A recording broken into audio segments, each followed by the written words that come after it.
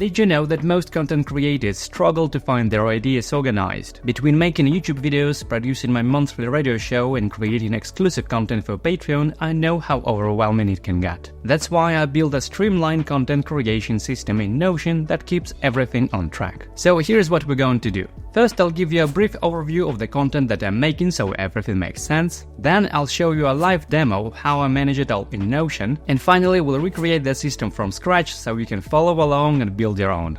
Let's go! And hey, in case you are new here, my name is Daniel Sokolovsky. I'm a DJ turned entrepreneur, and I help creators and aspiring professionals to grow their side hustles by sharing my experiences on productivity systems and personal development insights. So let's start with a quick overview of the content that I'm making so everything makes sense. First and foremost, I'm making videos for this very YouTube channel, and this is the main type of content I'm creating these days. I'm making one video a week, at least that's the plan that I set myself, and so far I have been following it successfully. The next type of content I am making is my monthly radio show called Rave Podcast, and it's broadcast on digitally imported radio. I've been hosting this radio show over the last 13 years, so that's quite a dedication, I suppose. And I'm also making exclusive content for my subscribers over on Patreon, one of which is called Creator's Journey, which is a new series sort of behind the scenes where I share the stats, the strategies and the struggles behind my YouTube channel and the whole creator journey, so hence the name. There's also the Ask Me Anything audio series, although I haven't been really consistent with that, still one of the things that I do occasionally. And there is also a music digging session series where I show behind the scenes of me digging through tons of music as a DJ and documenting this process, which is pretty fun, I suppose. And I also used to make music releases. As a music producer, I've released tons of singles and remixes and some collaborations and a few full-length studio albums. So as you can imagine, that's quite a lot of content to manage, especially since some of this is weekly, some of that is monthly, and some of that is more like occasional, I suppose.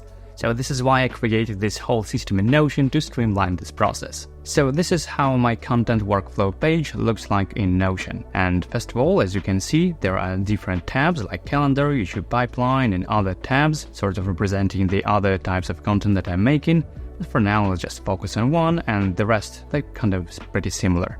So all of those cards, they represent a different video idea in this case, because it's a tab for YouTube videos pipeline. And if I click inside one of those cards, you can see that it has all the sort of fields or properties associated with that particular type of content. So this content series is a YouTube video, it's content playlist about personal development and mindset, and below that is whatever I want to add about this particular video. So once I decide that this particular idea is worth exploring and worth turning into a video, I then start working on this. And if we go back, as you can see, this whole vertical columns, they represent different stages of a YouTube video in this case. So this card will sort of travel from idea to scripting, where I give it a title and thumbnail idea and hook. And once that's done, it moves to ready for filming. As you can see, there is a video called How I Organize My Content Production in Notion is ready for filming, and this is exactly what I'm filming at this very moment. Once that's done, it will be moved to editing, then ready, and then finally to the published column. For now, I press Command Z to undo this action and move it back to the idea column. But that's kind of the general pipeline and the general idea behind all of that. Now, for YouTube specifically, I like to have another tab called YouTube Published, just to see, let's say, what my latest video was, or maybe to see the overall vibe of the channel, how it looks like with the thumbnails and stuff. Then I have another tab called YouTube Playlist,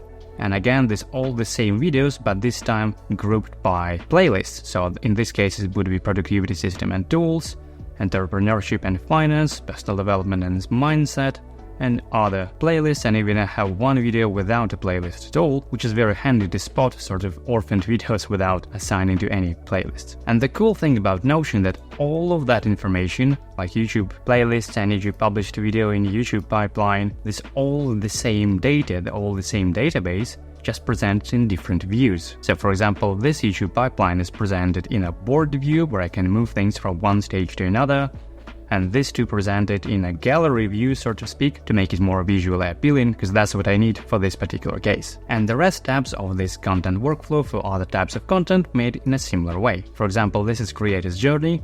It has a little less stages compared to normal YouTube video, but the overall principle is pretty much the same. It moves from idea to ready for filming, to editing, to ready, and finally to the published stage. And the same for my monthly radio show Rave Podcast. It's come from idea to editing to ready and published. Obviously, it's not a video content, so there is nothing to film. This is why there is no scripting and ready for filming stages. And it's pretty much the same for music digging session series and the same for Ask Me Anything episodes. But there is one more crucial part that helps to glue everything together and see everything at a glance, and that is a calendar, which shows all pieces of content in a calendar manner. For example, today is October the 3rd, and I have a new creator's journey for September ready for filming, and I intend to publish this on this very day as well. And also today I'm filming this video, how I organize my content in Notion, which will be published next Tuesday. I also have a Rave podcast episode coming up next Friday, so seeing all of that at a glance really helps a lot to plan content and make sure I stay on track. And of course I can move things around right on this very calendar. For example, if I decide to publish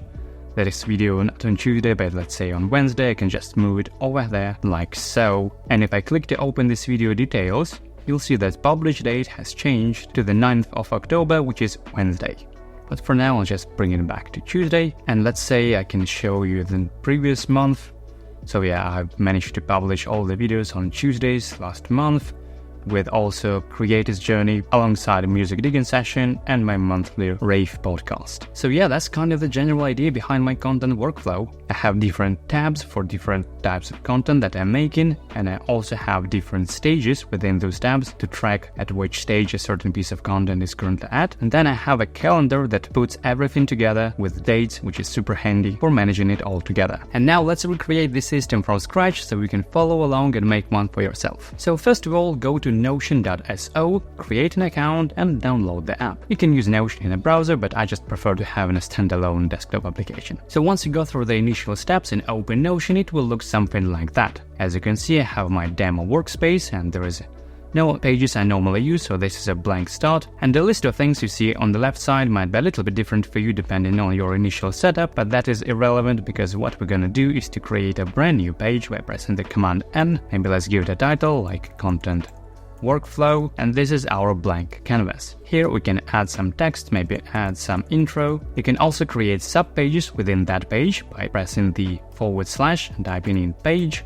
As you can see, this is a new page within Content Workflow page, so I'm gonna click back for now. And you can also create all kind of different things on the page, for example, even a table, maybe give it a header and another header. But the problem with all of that, let's say if I create another page, type in page over there, so there are 2 pages, and the problem is that I cannot sort those pages, I cannot present them in different views. These are just standalone pages on their own, not knowing anything about each other, and the same about the cells in the table. So we're actually gonna remove all of that, just select all, press delete, and what we actually need to do is to create a database. So again, pressing /, typing in database inline in this case. I'm gonna give it a title, maybe Content OS or something like that. I also prefer giving a page full width by pressing on 3 dots over there and clicking full width to give just a little bit more of real estate on the screen. And as you can see, this new database comes with 3 empty rows. Let's give it a name. Let's say Video Idea 1, Video Idea 2, and a Video Idea 3. There is also a tags field which we don't need, so I'm gonna click on that and press delete property. And now let's add some new properties instead, and I'm gonna do that by opening the video idea over there and adding properties here. First of all, we need to know what kind of content is that. So I'm looking for this select type of property. I'm gonna name it content type and maybe give it a better icon, something like that. And in the content type, we can create new options. For example, is this a YouTube video, or is this a podcast, or this may be a blog post? So for now, I'm going to select YouTube video, and now I'm going to create a new property for publish date. So I'm looking for a new property, date, and we're going to rename it to publish date to indicate when we intend to publish this particular piece of content. Next, I found it pretty useful to have a thumbnail of this particular piece of content added straight to this page. So I'm going to add a new property for the thumbnail, and that is a file attachment. So files and media, I'm going to rename it to thumbnail. And again, maybe change the icon to a more appropriate one, like this for image. And I also like to have a URL of the published piece. I'm just going to type in URL, new field over there. Perfect. And last, probably most important property we're going to add is the status of this particular stage of production. Let's keep this name as is, and we're going to change the values of this property. So instead of not started, Maybe let's rename it to idea. In progress, personally, I like to have different stages. So I'm going to rename this into scripting, maybe ready for filming, then editing, and I'm going to drag them in that particular order from scripting to ready for filming to editing. And then in the complete section, I'm going to add a new one for says when it's ready for publication. I'm going to change the color to yellow because that's my personal preference. And now let's drag this status to the very top. And now if we're going back to this main page, and by the way, we can hide this title because we don't need any repetition. So just 3 dots over there. Hide database title. And now let's change the layout of this database from a table, which isn't very informative in this case. I'm just going to hover over 3 dots over there, find the layout, and instead of table, I'm going to select board. I'm going to find group by status, click over there just to make sure. I'm going to untick this hide empty groups because I want to show everything even if it's empty, just making sure the order is correct. So idea, scripting, ready for filming, editing, ready and done. Now go back again, and what I found very useful is to have the publication date displayed right on this very card. To do that, we need to go to the properties over there and find the publish date and just click on the eye icon like so. So now let's say if I go to the video idea 1, I'm going to choose its publish date, let's say next Tuesday, and that date will now appear right on this very card itself, which is very handy. Now if we open that card again, as you can probably see, this page is very empty, and we're probably going to need some kind of information that we're going to be repeating from one video to another, like title and thumbnail and hook and all of those templates. So now let's create a template for that. I'm going to close this card for now, go next to the new button, this arrow, and select new template. So this is going to be a template for a YouTube video, so I'm going to give it a title, YouTube video, and over there, let's add a couple of headings, maybe title, ideas, maybe hook, maybe the main content of the video, and maybe the end screen or something like that. So for now, let's just close this page. And if you see over there, this YouTube video template appeared, then we can make it as a default, just like so. And we can even choose to make it default for the entire database or just for this particular view. So let's make it for this view only, and let's rename it from board, from generic name, to be very specific, let's call it YouTube, and maybe choose an appropriate icon as well,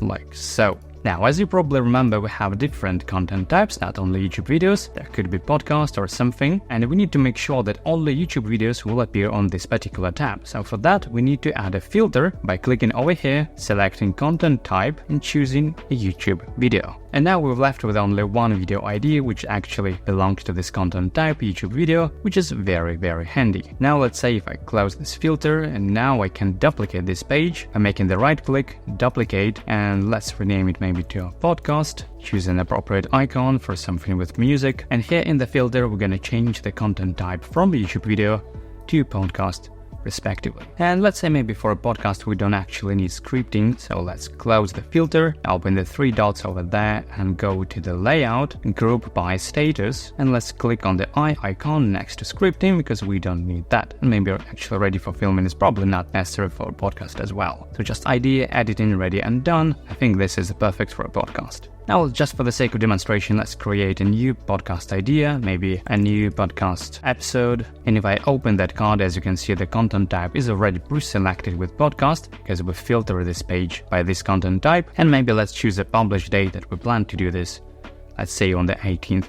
Now let's close this, and now let's create a new view for a calendar. So I'm gonna hit the plus button over here, new view, and choose calendar. Now go to the settings of this view, go to layout, calendar, and as you can see, it's already assigned show calendar by published date. So there was the only date field available in this database, so it's already showing the items by published date, which is perfect because that's exactly what we need. And just to make it a little bit more informative, let's go back to the layout and open properties, and maybe show the status of this particular thing and the content type and maybe a URL as well. Now let's move this calendar view at the very first, and now we can see that we have different video idea and we have a different podcast idea, and we know which status they are, so they both at the idea stage, far from being ready yet, but at least now we have the general overview and seeing at a glance of all different content types. And of course you can repeat the same process for different content types. Maybe for YouTube you have not only long videos, maybe short form videos as well, maybe blog posts, maybe social media posts, newsletter, all kind of different content content, and they can all appear in a single calendar like so, which is very handy and streamlining the process perfectly. So while Notion is perfect for tracking different stages of content creation and give it a bird's eye view of the entire production system, creating content usually involves many more different steps. Let's say in case of a video production at the editing stage alone, you need to cut the main timeline, you need to add b-rolls, you need to process audio, add some titles, animations, export the video, and so on. So there are many steps involved. And of course you can add checklists in Notion to track all of that, but personally I'm using a separate app called Things. Things is a personal task manager which is designed to have all this to do in checklists, so in my opinion it looks a bit nicer. And if you would like to give it a try, watch this video where I give a quick beginner's guide to Things to help you get started. Well, thank you for watching, and I'll see you in the next video.